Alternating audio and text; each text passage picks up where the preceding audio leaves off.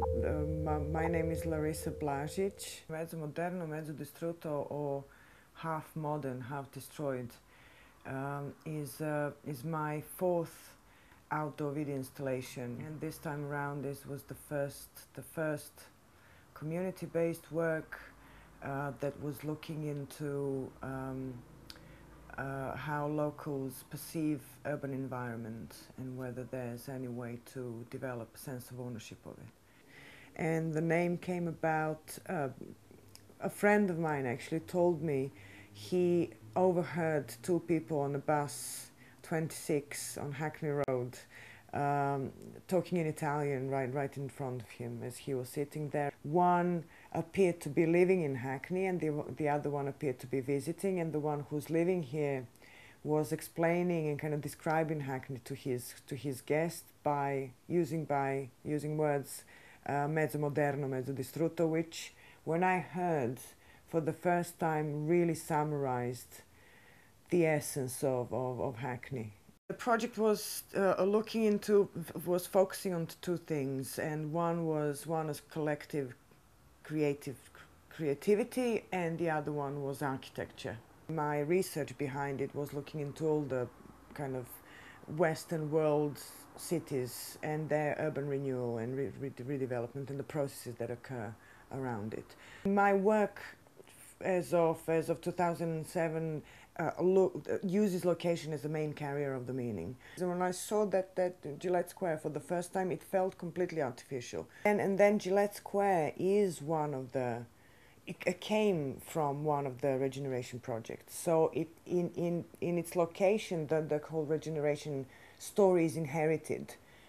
Ultimately, because I am interested in moving image in public space, I immediately started thinking about how can you make an intervention in that space that will, fit within that space, that will kind of be derived from a geometry of the existing space. I did have a vision of how the final output will look, with kind of notion of I would like to use collage as kind of way to incorporate, so that this is not just kind of tiled up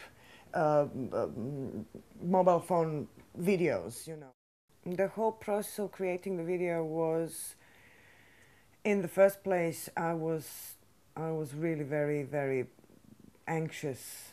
I was really full of anxiety at the very thought that I have no idea, first of all, what is gonna be the contribution from all these people. And then after people filmed everything, uploaded, for a very long time I was just browsing through all that videos. I did not have a clue what am I gonna do. It was really there were I think 3 or 4 films by Helen Normand that I kind of really clicked with instantly. And when I saw her video, I knew, what am I gonna do? It was just this clear. It just clicked completely, everything. It was very important to me as an artist in these community-based projects to stay engaged with the creative process, not to be the one who just creates framework and facilitates.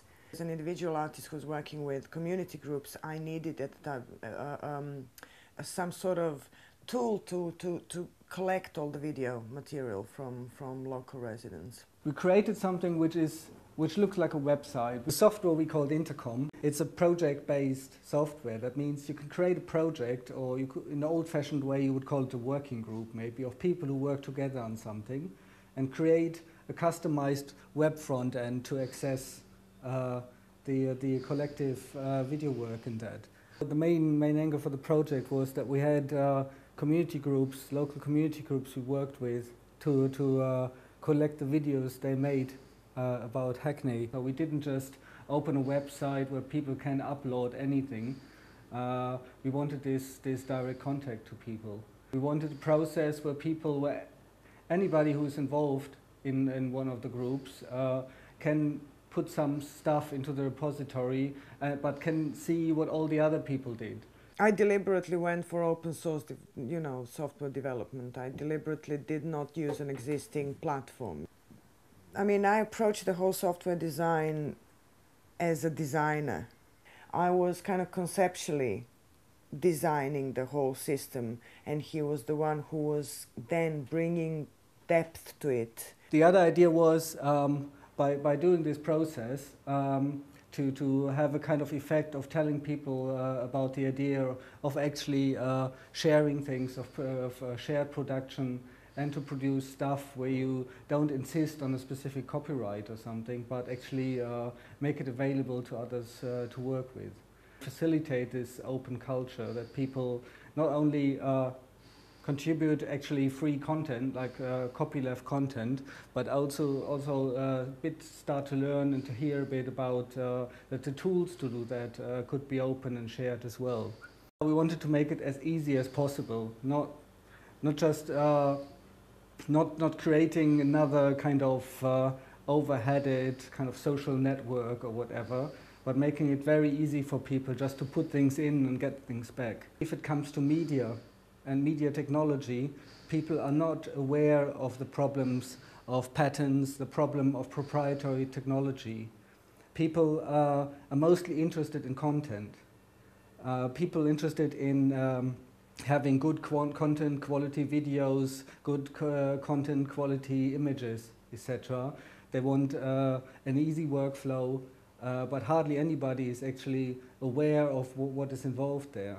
As a designer, I wanted to create something that is relatively smooth, that does not require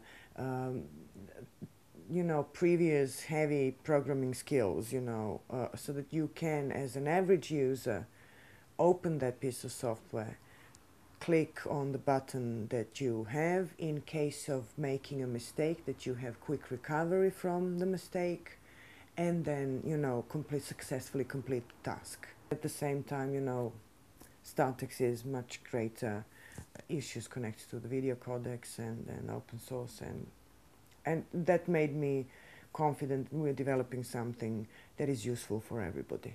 You know, not only for this particular project, that it has also potential future use to the wider open source community, I hope. But it just occurred to me that it could be seen as a simulation of the democratizing the process of creating a piece of work. So I'm thinking that even if I just, you know, had some sort of influence in opening up space in these people's heads to think about how these processes occur, what is happening with our urban environment, and how we would like our cities to be. You know, that's brilliant. That's enough for me.